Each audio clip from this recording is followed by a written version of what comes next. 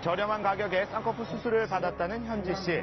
그런데 6개월이 지난 지금도 이 붓기가 빠지지 않고 있다는데요. 2, 3개월 후면 지금은 다 빠진다고. 걱정하지 말라고. 다 1년 내에 빠진다고. 근데 저게 1년 내에 빠지는 말도 안 되는 것 같거든요. 시중에 절반 가격에 수술을 받을 수 있다는 말에 선뜻 결정한 것이 문제였습니다. 일단 재수술을 하셔야 될 상황입니다. 1차적으로 진단이 잘못되었습니다. 안검하수가 있는 상태인데 그에 대한 교정을 하지 않고 일반적인 절개 쌍꺼풀만을 했어요. 진단 잘못을 하고 한 번에 섣부른 선택이 불러온 잘못된 결과에 이 남은 것은 후회뿐. 이거는 눈에서 생명이잖아요. 눈, 코 이런 게. 후회 많죠. 잘 알아보고 그것도 무조건 싼 거 아니고 좀 잘 찾아봤어야 되는데. 최근 성형에 대한 관심이 높아지면서 이 병원 간의 경쟁이 심해지다 보니 이 다양한 할인 행사들을 진행 중인데요. 저마다 저렴한 가격을 내세운 고객 모시기 경쟁이 치열합니다. 이와 함께 급증하고 있는 것이 바로 성형 부작용. 실제 어떨까요? 이벤트를 진행하는 병원을 찾아가서 그 실태를 점검해 보기로 했습니다. 먼저 저렴한 시술 가격부터 제시하는데요. 일단 푸드 떼기 때문에 푸드랑 속옷이랑 잡아줘야 되고 이미지 나오고 있죠. 비용은 250, 구매대는 270. 다른 병원도 크게 다르지 않았습니다. 250까지 체포하에 할인해가지고 또한 이곳은 한 달 안에 수술을 받아야만 할인을 해준다는데요.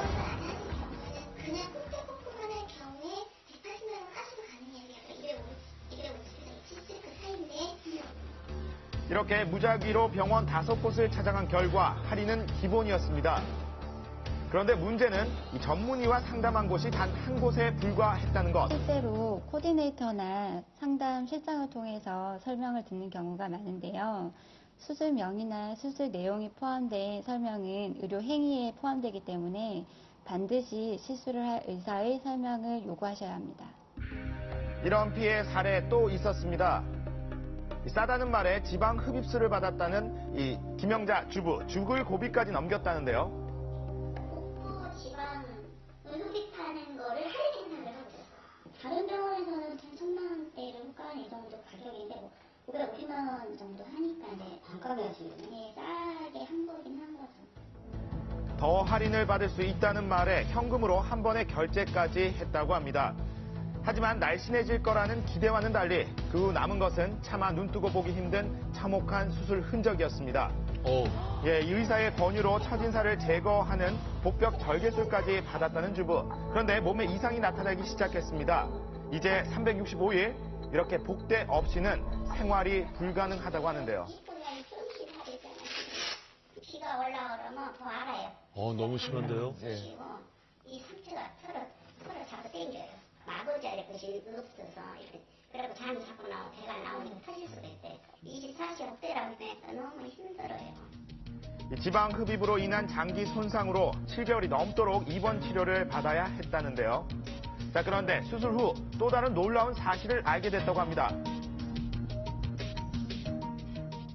처음에 갈 때는 성형 선생님이라고 갔어요. 알고 보니 마취과 선생님, 전문의가 마취과예요. 저를 안락사를 시켜주십시오. 나 이렇게 살 의미도 없고 너무 아프니까. 바로 수술을 집도한 의사가 전문의가 아닌 비전문의였다는 것. 해당 병원을 찾아가 봤습니다. 부분에 대해서 좀 여쭤보고 있어가지고요. 자, 그래서 연락을 기다렸는데요. 하지만 끝내 오지 않았습니다. 직접 전화 연결을 시도해봤습니다.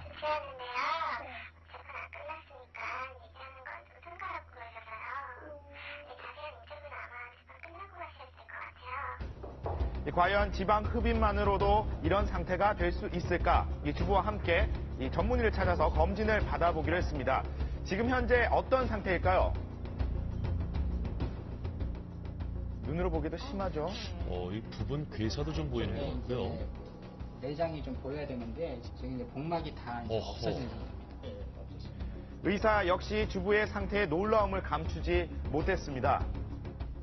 의사 졸업한 지가 20년 가까이 됐거든요. 이런 경우는 처음입니다. 회복 불능 상태라고 해야죠. 일단 어느 정도라도 좀 회복의 여지가 있어야 되는데 지금 조직 손상 상태가 너무 심해가지고 일단 이제 살아서 걸어 다니시는 자체가 좀 거의 기적에 가깝습니다. 이렇게 힘겨워하는 모습을 지켜봐야 하는 가족들 역시 정신적인 고통을 호소하고 있었습니다. 습관이 너무 많아가지고 내가 힘이 없어가지고 그냥 편하게 사셔도 되는데 엄마한테 못 쓰지 생각을 이런 생각 안 했지. 한국소비자원의 조사에 따르면 성형 부작용 환자 4명 중 1명은 비전문의가 시술을 했다고 하는데요. 이 할인을 앞세운 병원의 환자들은 의사를 믿고 선택했지만 이 일반인들이 정확히 보지 않는 이상 전문의인지 비전문의인지의 확인이 쉽지 않다는 것이 문제입니다. 과대 광고나 저렴한 가격에 현혹되지 말아야 되고 두세 곳 정도 가격을 비교한 후에 결정하는 것이 중요하고요. 그리고 병원을 선택할 때에도 해당 부위의 전문의인지 확인하는 것이 중요한데요. 병원 간판이나 병원 홈페이지를 통해서 확인할 수 있습니다. 외모와 관련된 일입니다. 저렴한 가격에 유혹돼 평생 씻을 수 없는 상처를 남기는 일, 더 이상은 없어야겠습니다. 네, 너무나 충격적입니다. 11월 20일 생방송 오늘 아침은 이 성형 부작용 사례를 좀 살펴봤습니다만 현행 법규상으로는 이 면허만 있으면은 전공을 하지 않았더라도 성형 시술을 하는 것이 문제는 없다고 하는군요. 문제는 워낙 이 성형 수술 가격이 비싸기도 하고 수술 환자가 많기도 해서 그렇겠지만 가격만 싸다고 하면 이 불법 시술을 포함해서 이렇게 비전공 시술까지 다 받고 있습니다.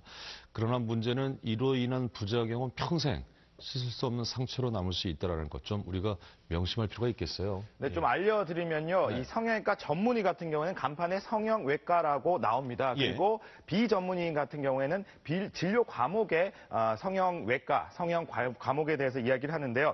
비전문의를 찾는 것이 나쁘다는 것은 아닙니다. 하지만 내 몸에 보여지는 곳과 관련된 일인 만큼 이 경력이 어느 정도인지 그리고 부작용이 없는지 꼼꼼히 살펴보셔야겠습니다. 예.